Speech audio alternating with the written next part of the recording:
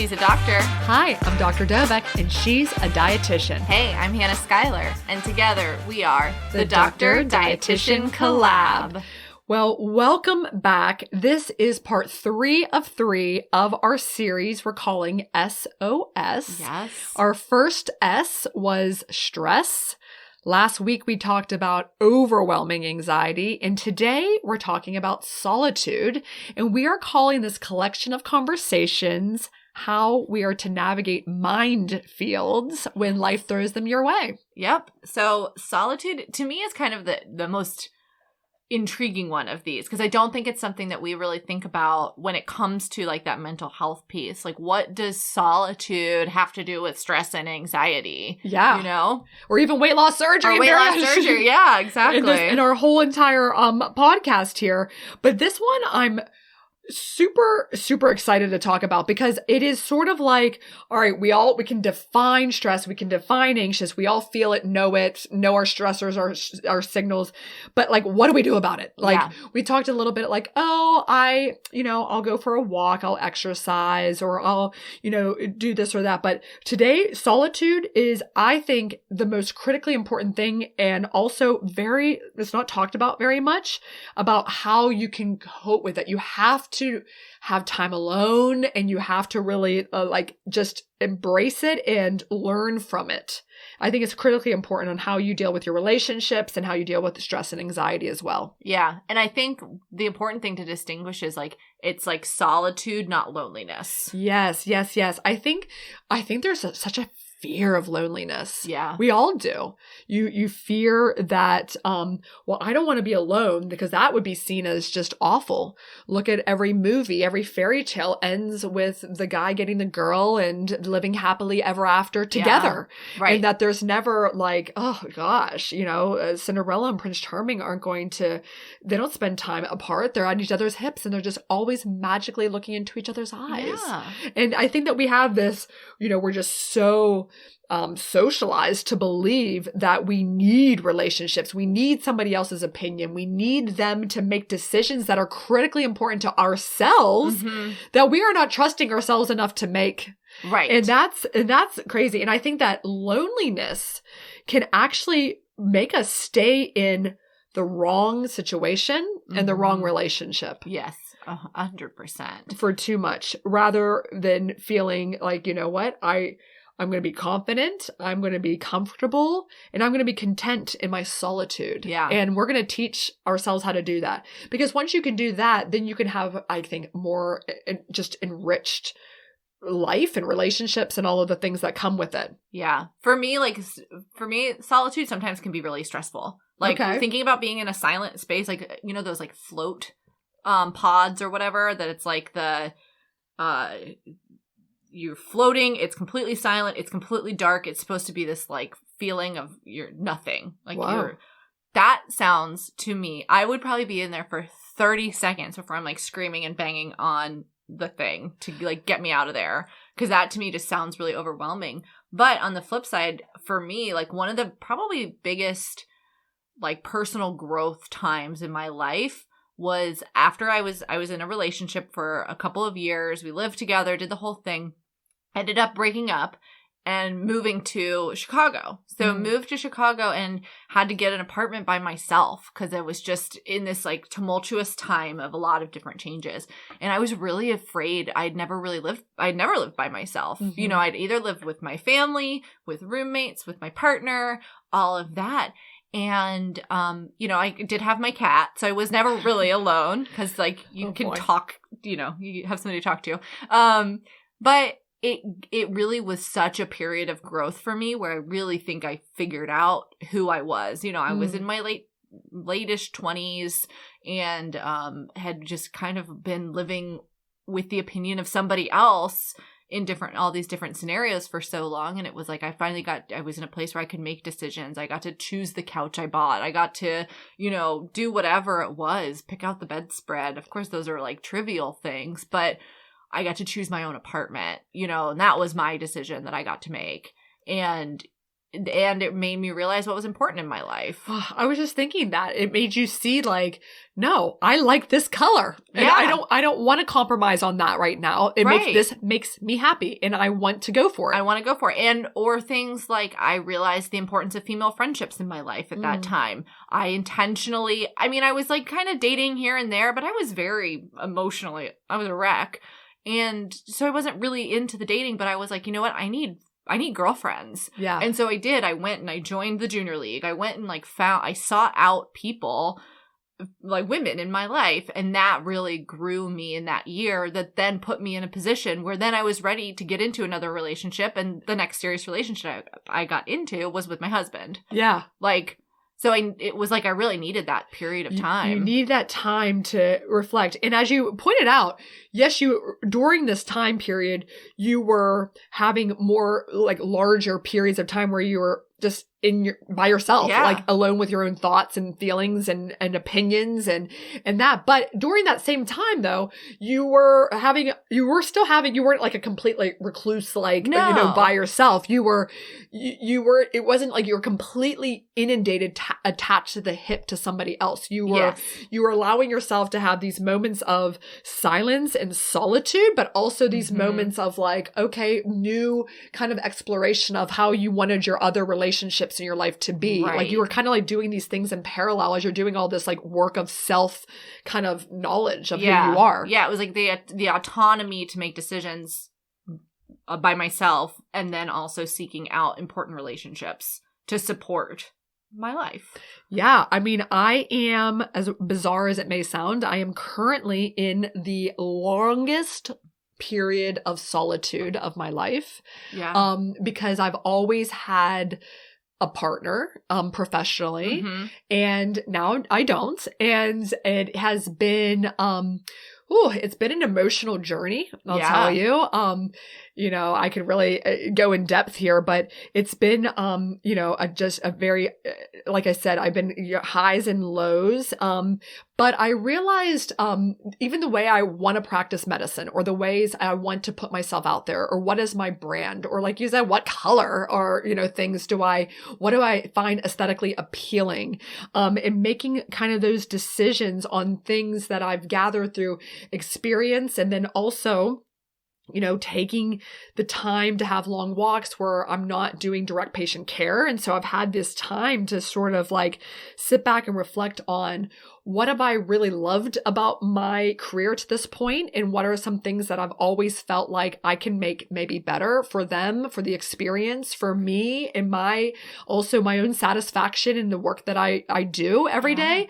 I'll tell you, as I come out of this, as I've kind of like looked and reflected on these last few months, I feel like this has been undoubtedly the best time I've ever had in my life, with that deep kind of just sitting there alone and just like doing this uncomfortable work. Yeah. And it can be very uncomfortable. Oh, yes. And because we're so used to having a sounding board. We're so used to having an audience. We're so used to, well, what do you think about this? What is your opinion and all of that? And it's not to say that you shouldn't seek out guidance and opinions from other people, but feeling that confidence of like, I can trust myself to make this decision. And I don't need that. I don't need the committee. I don't need the opinion of somebody else to make a decision. I have learned, I have experienced, I have studied, whatever it might be. And I trust myself enough to make that choice. So true. There's this whole thing in Untamed. Glennon Doyle has a whole chapter called Permission Slips. There's a lot of thought about how we have to crowdsource things and just basic decisions sometimes. Like we're never going to have a consensus on those things that everybody's going to unanimously say, yes, you should have weight loss surgery. I'm in full support. Everyone's going to put their slant, their kind of impression, their opinion on what you should do with your body, even though you need to trust yourself to be able to do that yourself, have a decision, make a decision, own it, move forward. And that is something that you got to do this hard work first. And we're going to talk about different exercises that you can do. So a lot of this is going to be, honestly, we're going to give you a little bit of homework to tell you like how you can really first define or maybe like audit how much time you've spent in solitude and how it makes you feel. So let's do a solo audit right now here to start. So you need to assess sort of your baseline in how you feel doing certain activities alone. Yeah. And what you do and how that makes you do. So being completely alone at this point in your life, like if V was to go out of town and you were going to actually be physically alone for a few days, like how does that prospect make you feel?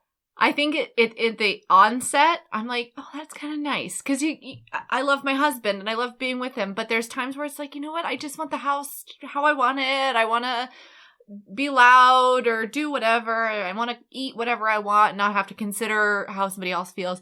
Yeah. But then you think about like the longer it goes on, it's kind of like, all right, I've had enough of this. I've had enough alone time. Yeah. Again, I always have pets, so I'm like, you do start to talk to the little creatures that are running around your house, because I'm just a chatty person too. So, working from home was a big change for me in that same situation. I'm sure a lot of people have experienced that, where you go from having these conversations all the day, throughout the day, kind of the water cooler talk or whatever, to being much more isolated. And I think looking at like, okay, am I more productive? Am I less productive? How do I feel in that time? But yeah, I think I've gotten to the point, and again, I think having that experience of living by myself for a period of time, where you do feel more comfortable going out to eat by yourself, or, going, I remember in college or after college, I was in a weird transition time too. And I went out in Gainesville and I like went to the bar by myself and like just ended up chatting to other people and talking, meeting new people, and like having that confidence to make that choice to go out and be like, yeah, I'm just going to go and like be by myself and it's fine. I think that's a great example. And I want to go into more like that. That is, I think a lot of people listening, like, how does that make you feel to our listeners right now? Like to go to a bar or to a public place where other people are there with probably friends, families, little groups, and you're just kind of by yourself. Mm-hmm. Like that's, that's a stretch for a lot of people. Yeah. Going to a restaurant by themselves or to a movie by themselves. Have you ever done that? To a movie? I think I did. This is funny. I was actually in Gainesville again. There was a theater and they did like second run movies, or they do like specials and stuff. And I think they did like the Toy Story movies maybe. And they like did like the first two. And I think it was when the third one was coming out. So they did like, you could go for like a double feature of the first two movies. And I was like, sure. I was like, went by myself. Oh, yeah. Which to me, the movie theater is a great place to be by yourself. Oh, totally. Not like you're talking to anybody. Yes.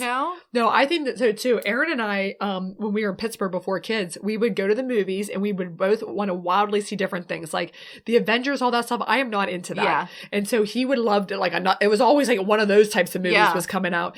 And I want my rom-coms. That's about, that's my depth there, is like, I like those movies. And we would kind of like be like, all right, we might be off by about 30 minutes, whatever. Yeah. So I'll go this way, you go that way. See ya. And we would go to the movies all the time by ourselves. It's like, genius. Because I wouldn't compromise on what I wanted just to pretend like I wanted to be, by his side because I felt insecure, or that like it might be seen as weird. Why is this girl like by herself at the movies? But it's like those situations, like, again, I don't know who this they is that we are constantly talking about or worried about, like this they and their opinions. Yeah. But at some point I kind of forgot about them. Like I just do me. That's something else to think about. Like if you were to go and see somebody sitting in a restaurant by themselves, I wouldn't really think anything of it. It doesn't affect me. So like, why would then I assume that everybody else is thinking about it when I'm not thinking about it? A, no one probably even notices you. And B, if I do see somebody that like has like a salad and sometimes they'll be reading a book or something, I'm like, gosh, does that look good? That looks great. That looks so lovely. I like, why don't I do that? Why don't I just be like, you know what? I'm going to get a lunch right now. I mean, it seems weird, especially I got this family and a husband and 3 kids, and I have oftentimes someone staying with us because now we're in Florida, and it's like, this is great. I have business meetings, all sorts of stuff. I know. I would just love to be like, you know what? I'm going to go to dinner by myself tonight. Yeah. That would be crazy. Yeah. I'm just going to go and like have some quiet solitude. Well, okay. So let's talk about that silence, this floating pod you described in the beginning. And you were like, man, I'd almost want to like be beating my hands to get out of this. Okay. every book I read, and we know that I don't read for fun anymore. Those years are gone. Like I am only reading, and I can give you a list of these self-help, empowerment, inspirational books. Glennon Doyle, let's like rip through these cheetah cages and like come out. Okay, that's what I'm reading. No matter what it is, every book I read, every single thing I read, the work of the Stoics. I don't know, like, I don't even want to go there. Like how the obstacle is the way. That's the name of that book, and how it's based on this, like these Roman themes from centuries ago, but it's like still a consistent kind of a message. And that the gist is that you need to realize your imminent mortality, and B, it's that you have to meditate and you have to slip into this deepness of yourself. Like Glennon calls it her knowing.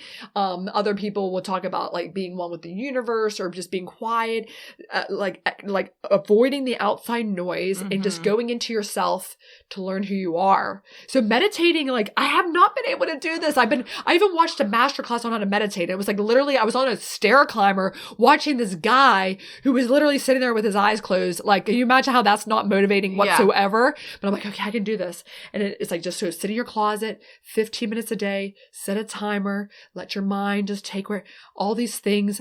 I can't do it, but that so is everything. To do. And I think that's the hard thing is that the people that it is hardest for, like, meditation is just going to be so much harder for some people. Again, if you have anxiety, if you have stress, if you have other neurodivergent issues, ADHD, things like that, oh boy, is meditation hard because your mind is just kind of going and it's stressful. And so I think too, for a lot of people looking at meditation, I think we see it as like, it has to be this completely silent solitude. You have to, like, there can't be anything else going on and it has to be perfect. And I've tried meditating, like I've tried like one of the apps or whatever, and I get like 2 or 3 days into it and it's the same thing. I'm just like, well, this isn't working. I'm not perfect now, so I can't do it. But it's about like embracing like how it is for you. So again, I always talk about showering, and to me that can be almost a meditative state. Because it's just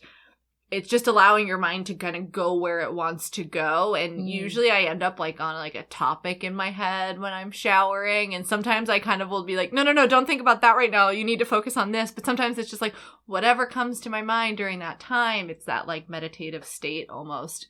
Or listening to like different sounds. So like brown noise or white noise, or there's like the binaural or something sounds, and they like go in different ears and stuff like that. So it can be, for some people, it kind of is that like tranquil space that works to help them like calm down the noise in their head.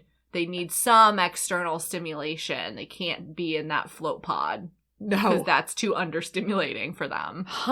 Yeah. Well, I think that this is just a key thing. Is totally stillness, and like you said, I love I'm not perfect at this. So just forget about it. Well, it's a practice, and it's there's like full on like retreats and like there's a lot of technique to being still. Yeah. How you sit, what you think, what your eyes are doing, what type of an environment, of room you're in, like but everything is that you have to do this solitude, this exercise is just so critical. And you might fall asleep, and I've been told that's okay too. Oh, really? Okay. Yeah. Like if you're just sitting there and like, it was 3 hours later, I'm still meditating. No, right. It's just meditation nap. No, but I think a lot of people are like, oh, isn't that just sleep? And like I think kind of can get to that point where it's like you just calm your minds down, especially if you think about where you are, if you are like laying in your bed or on the couch or whatever in that state that it can be. No, I think that meditation is there. Even Howard Stern, I mean, he talks about how it changed his life many, many times over the years. Transcendental meditation and what comes into your mind, and how this is just so critical to some of the greatest innovation of our time has come to these moments of silence and solitude. Yeah. So anyway, I think that we need to do it. Even our lovely Apple Watch tells us it's time for that mindfulness, and I just delete it. Yeah. I'm like, I turned that one off. I know. I'm like, leave me alone. I don't want to breathe right now. No, I'm not going to just sit here. I tried it once, and I'm like, all right, I can see the benefit of that, but I think not. Okay, another great thing to do alone. I think this one is very widely accepted to do alone, and that's exercise. Yeah. I think that one's no problemo for people. Yeah, everyone's like, yeah, it makes sense to go and do that by yourself. Yeah, and we've talked about, what types of exercise you can do alone. I mean, whatever you feel like. And it doesn't have to be this huge amount of, I'm going to go run all these miles or walking is fine. Riding a bike is fine. Swimming is a great one. Swimming is a great one. Like, for alone time, because you can't talk. And you're underwater, which has its own, it's such a different environment that we're not normally in. So, and I know that people are out there. This woman I follow on Instagram swims, a lot. And she has somehow gotten, a waterproof iPod mini or something. Oh, yeah. And waterproof headphones and all of this stuff. And I'm like, I respect that because, again, I like to usually listen to something when I'm doing exercise. Like, if I'm going for a walk, I'm either listening to music usually or a podcast or whatever. So, I respect that she probably goes a lot further. But I'm like, when I'm swimming, it's one of those times where I actually really like that. It's a solitude moment because you can't, listen to music. You can't listen to something else. You can't talk with somebody else. I know. So. I used to like it a lot. I swam all through high school and then a little bit in college, and then I would do it for exercise all the way through med school. Yeah. And now I know we talk about this hair thing. It's just it's hair, but I should do it. I used to just love to be like a kid and just kind of go underwater and do these weird flips and stuff. And you just need to do it on the day that you go to get your hair done. Go swimming and then get your hair done. Yeah, that's true. I do it. I get it done once a week, so I should do it every Sunday. You'll catch me at some pool swimming. Yeah, I should do it. You're right. I should. Reading is another thing to do alone. Yeah. Obviously. I know. I feel sorry that you don't read for pleasure. Maybe that's needs to be a goal for you. My sister tells me that all the time. My sister reads a novel a week. Yeah, she reads unbelievable. She reads 50 to 100 books a year. It's crazy. Yeah, crazy. I could be like that. I just don't set the time aside for it, which is so silly. She just, her life is, she's an optometrist, and she just sort of, she'll take a walk at work, and then she'll just read, and it's good. No, that's stressful to me. Yeah. But she's cool with that. She knows what she likes. Yeah. I don't know. Reading for fun now is starting to, make me more anxious. See? And that's what you need to lean into. Yeah. So we're telling the people we have to lean into that feeling. I know. We're leaning in. We're leaning into just relaxing, enjoying, and taking times alone. Cooking in solitude, I think, is your jam. Yeah, I do. Oof. Cooking with somebody else. Please get out of my kitchen. Okay, good. I've definitely been can you not stand right there? You can chat with me while I'm cooking, but you got to stay over on the other side of the island. Oh my gosh. Well, we're laughing because I'm at Hannah's house now. We have this little studio here, and she doesn't have an island, you guys. She calls it the continent. You've never seen an island in a kitchen so big and so impressive. It's great. Well, that's perfect for your kind of solitude. I always feel like you are very much so. We've talked about this many times, in touch with who you are, confident in who you are and what you like. I think I've kind of figured it out. And I'm not going to generally do a lot of stuff just because someone else thinks I should. No, I can't imagine that about you. Yeah. So, there you go, cooking there. Okay, here's another one.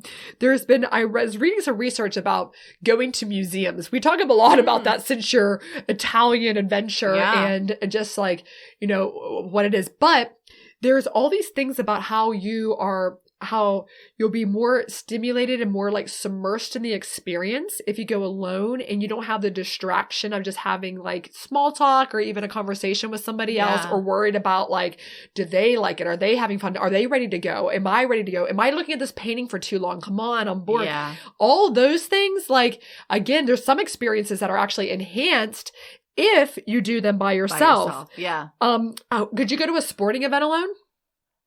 Probably not. But it's also, I'm not just a big sporting event person. That's not your thing. I go for the social aspect of it more than anything. Yeah. My husband is obsessed with hockey. We know this. Obsessed. He would probably gladly go by himself. Yeah. He enjoys it so much. He really wants to watch the game and he wants to, he's like in it. I'm there to like have a drink, talk with the people, look at the, I'll like walk around the stadium or whatever. Because I'm not so invested in like the action. No, I'm only there for like everybody clap your hands. Yeah, exactly. Clapping, dancing, trying to get on the Jumbotron. Those are my goals. Like, I mean, that's not fun. That to me isn't as fun by myself. No, but I would never go to a hockey game by myself. I think anything that you're like really a fan of, like maybe it's the theater, maybe it's ballet, like that kind of stuff. Sure, I would go by myself. Again, it's similar to kind of like the movie theater experience of like you're just like a participant, you're an audience member. You're not necessarily like, to me, sports is a little bit more interactive with the actual game. You're cheering, like you're like really into it. You're emotionally charged. Yeah. Versus going to like, again, the ballet. I would love to go to the ballet by myself. That sounds pleasant. Okay. Well, I would never want to go, period, to a ballet. I think that sounds boring. Yeah. Opera, ballet, forget about it. Have you ever been to the opera? Once. I mean, I was instantly asleep. Yeah. Instantly. How about you? I went once. I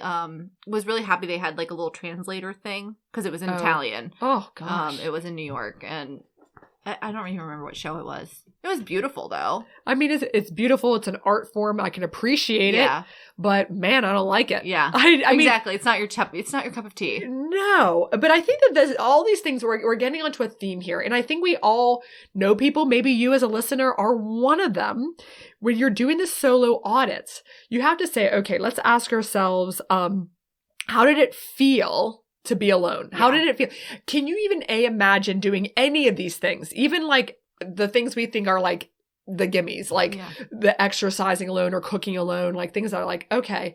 But some people, and I see it a lot of times with like couples where they just start to like conform into this like one thing where they're now like, where does one end and the other begin? And in that, where does one opinion end and the other begin? Right. And it's almost like, oh, we have to go here and I'm so happy when it's like, you know what? Like, for example, I talked, the other week we went to Disney and, my husband didn't go. He was like, I got stuff to do. And I'm like, that's cool. Like, it wasn't like, I need you there or like, I wanted to go. The kids wanted to go. I took them.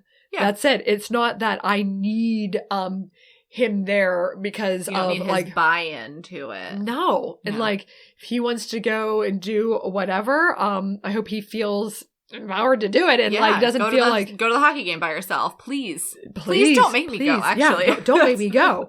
So and how do you enjoy that time alone? And I think you have to be honest with yourself. Like be very objective in that. Like let me like really, what did I feel? Like what did I think? Was that hard to get to know yourself in that time? Like is it something that like you have to keep practicing at to be able to get comfortable in your own skin is essentially what we're saying is so important. Did you feel that like, oh, I really wanted somebody else's reaction to whatever this activity was, or I would have loved to have shared this with somebody else.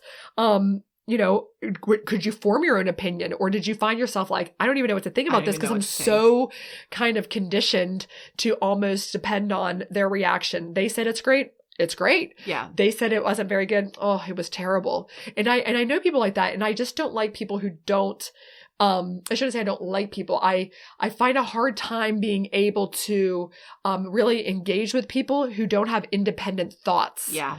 And who are just too agreeable to me, who don't almost like give it to me, it's so frustrating when all you only ever receive like positive feedback. There's never any challenge to things. Yeah. And I don't think that's not good. It's not going to give you forward growth. No. I mean, we talked about this a lot, but like back to the professional life thing, if you're in a meeting and there's multiple people on there, but you and maybe one or two others out of this huge grouping are the only ones talking, hello, put on your cameras. What else do you think? If we're in person, like, what do you think? So-and-so, what do you think? Do you have ideas? What do you bring to the table? Otherwise, stop wasting your time. Don't even be here. Yeah. If you don't have things to say. Well, and getting to where you feel comfortable in your opinion, it all circles back to you have to give yourself permission to figure that out about yourself and figure out what is my opinion. Because, you know, maybe, again, going like, look at the opera thing.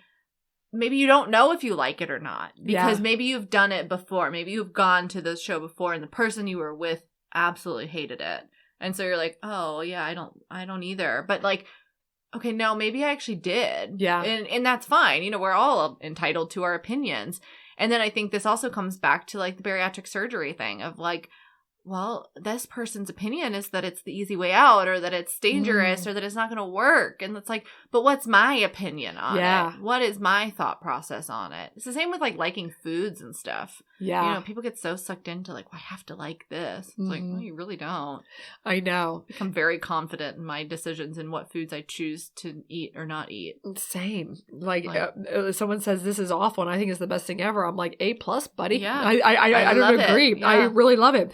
You know, solitude is the beginning of love. You're never, you know, going to be able to have truly the depth to your relationships if you don't have that true love of yourself first. And then it's the foundation. It's absolutely the foundation of all relationships. You know, when I was watching this Finding Nemo show, I keep talking about this Animal Kingdom experience, but kids were like, oh, we don't want to see a show. We want to run a ride at this point. And I'm like, let's go see this show. We happen to be right by it. There's only 3 show times a day. Get in there. Yeah. And I realized though, in that moment, the show was outstanding. Okay. Yeah. This thing was impressive. I mean, just the special effects. It's just like a random show in the middle of this park with a million other things to do in details. But anyway, the show was extraordinary. Like loved it. Now, when I think about seeing that show by myself or seeing that show with my 3 kids and watching it through their eyes, and they're like, just that was like a feeling that I would not have gotten if I was there alone. If you're by yourself. Right. But it made me like appreciate just all that it was. It like heightened the experience. So sometimes like, yeah, you got to like do things by yourself to realize like, no, this would be like way better. I want to share this with somebody else. Yeah. Yeah. It'd be weird for me to go see like a little cartoon thing. Like, but seeing it through them when the bubbles came down and they were trying to pop them and they were just like, and all the color, oh my gosh, it was just amazing. But it started with solitude and that it allowed me to, I don't know. Maybe I'm getting too weirdly deep here, but I just felt like it was awesome. It makes you, I think, more alert to yourself, and ultimately then you can be more kind of aware, present with the rest of the world. Yeah, if you have done that due diligence to get to know yourself. Well, and I think it gives you the opportunity to really respect what other people like too. Yeah, you know, like that's a good one. Like I don't. You know, like you and your husband, you're like, I respect that you like hockey and the Avengers. I am going to go watch my rom-com and I am going to take a walk because those are the things that I enjoy. And so it's feeling confident that other people's things are not going to be your things. That's totally fine. And that's normal. I mean, who wants to hang out with like themselves all the time? No. I mean, we're obviously telling you to do that, but yeah, do it until you know and have decided and have firmly understood who it is you want to be. Yeah. Once you do that, you'll start to appreciate your strengths better. And then you're going to be able to identify areas like, okay, I need work in this area of my life. But you have to like know those things first. Yeah. How can you not? And you have to know like, who am I? What am I bringing to a relationship? And what do I need to improve in a relationship? It just makes you like being self-aware is critically important. Yeah. Because it's the way the rest of the world sees you and that sort of thing. But you have to first see yourself. And I think that something that's going to be like the pushback on this idea is like, when do I find time to do this? Yeah. You know, especially when we think about who are we talking to is mostly women. It's going to be a lot of people with families. It's going to be a lot of people they've got their work. They have their, you know, things on the side. They're running the household. They're doing X, Y, and Z. And like, great, now I need to spend time by myself. Like when do I do this? And I think to me, like the big important thing is that it doesn't necessarily have to be, you know, going and moving into your own apartment in a new city and all of this. Like take 5 minutes of your day to do this. Take 10 minutes, like carve out that time and recognize that, again, this is not just important for you, but it's important for your relationships. It's important for your career, for your life, like for all these other things, and start there. Or, you know, maybe you don't start with going to dinner by yourself, but you start with going to a coffee shop by yourself. And maybe that's kind of, you dip your toes in there, and then you kind of work your way up. Or finding a time when you and, you know, if it's you and your partner, where you can kind of be alone together, where you're each independently doing an activity, but maybe you're in the same room. So it's not feeling so much like I'm not spending time with this person, or, you know, it's in our busy day. We're not seeing each other at all, but maybe you're doing a puzzle and they're reading or whatever. Yeah. But you're still kind of in their presence. No, I love that. I think that's perfect. I think what we need to do is like own our own magic. And there's, you know, we're just told so much that we need others and we only need their approval, but we're going to make our own decisions. We're going to stop outsourcing our self-worth. Yes. We're going to stop with the constant, I wonder what they think of me, because again, who is they? Who is they? Who is they? So we're going to get to know me, myself, and I. There is a Snoop Dogg meme that I crack up about all the time, and it is when he accepts his, I think it's his like walk on the Hollywood Walk of Fame. I'm going to show you this, and maybe we'll put it out there. He's like, I want to thank me. I want to thank me for all the long hours and all the hard work, and that's what you're going to do. This sounds simple, like, okay, be by myself. Wow, thanks, Dr. X Dietitian. You guys are just so profound here. But this is truly the key to combating stress and anxiety and dealing with them and using them towards a positive angle rather than being overwhelmed by them. Is time, spending this time in solitude. Maybe I need to find a float pool and really push myself out. I think you should. It like makes my stomach hurt. Really? Thinking about it. Wow. Yeah. I mean, who am I kidding? I'm like, oh, that sounds interesting, but I've never even... Absolute silence. Oh, it does sound like, okay, all I think is like I'm wasting time. I hate wasting time. That's like my biggest thing. But that's where things like meditation and it comes down to, like, it's going to make the rest of your life like more efficient. I know. You know? Or even like driving in a car without the radio on and just sort of like looking out the window and sort of like... Especially on a highway, hopefully it'll be like that nice Sunday afternoon drive where you're just like kind of like... That might make me too sleepy. Yeah, there's that. I know. Back to the sleeping thing. Yeah, danger. Danger alert. And then, or going in, stop and go traffic is another thing. Like, you're like, I'm not alone in any thoughts right now except for just pure anger. Yeah. Oh, my goodness. Yeah, don't go into a meditative state while you're driving. Okay. Yeah, maybe not to do that. Don't go into meditative state when you're operating. Yeah. There's like a few things here. There's some times where it's good and sometimes where maybe it's a little on the danger side. We should be alert and oriented. Got it. Well, I loved this series, SOS. I hope that everybody, I mean, I feel like it's been almost like a little cathartic to like do my therapy sessions with you and get to know myself. Right. It's interesting to kind of bring up these thoughts and kind of like reflect on what we have and maybe what we haven't done to do this work ourselves, because we're not by any means perfect or, you know, fully self-aware or anything like that. So we want to hear from you. Share with us, what are the things that you love doing by yourself? What is that scary thing that maybe you're going to try to do by yourself? Give us some tips for meditation, because obviously we need help there. We need help. But share with us, ask, you know, we're always here to answer your questions, you know, give you any more feedback. If you think you need somebody else involved in this, we can help to connect you with other professionals as well. You can find us on our website, drxdietitian.com. As always, make sure you're signed up for those episode guides so you get them right to your email. Find us on Instagram at Dr. X Dietitian, and make sure you are following, subscribing, liking on whatever platform that you are listening to the podcast on. Yes, thank you so much for your support. Our podcast is reaching more listeners every week, and that is so exciting for us, and we love doing this. And like Hannah said, we want to hear from you, so if you have any other episodes or comments or questions, please let us know. All right, we'll see you next week. All right, bye guys. Bye.